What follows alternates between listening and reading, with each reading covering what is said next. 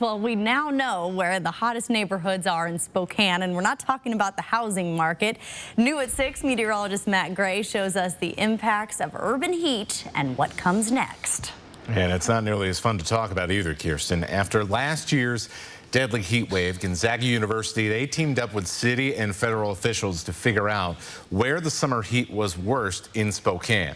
And now we have those results of the Spokane Beat the Heat project, Keep this in mind as we look at the following maps. On the date of this study, when it was done, July 16th, the official high in Spokane was 88 and the low was 58.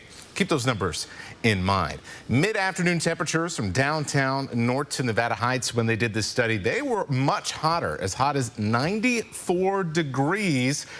Meanwhile, at the same time, neighborhoods around Manitou Park on the South Hill, they were as cool as 85 degrees. That is a big difference. Overall, the hottest neighborhoods were downtown, West Central, and Emerson Garfield during the day, but there is much more to the story, and that is what happened at night. Nighttime temperatures warmer in northeast Spokane and much warmer along the bottom of the valley from downtown all the way to Argonne. In fact, it was about 14 degrees warmer than the posted low of 58 for the day. Now, this shows that the roads and parking lots in these neighborhoods, they're holding in a lot more heat and probably getting a lot more of that heat coming in during the day. Like we've said many times, the pavement, that keeps things hot, but trees and shade, you can counteract that urban heat effect. And so it is no coincidence that the shadiest neighborhoods are much cooler and showed up much cooler in this study than places with far less tree coverage. So what happens now that we have this information?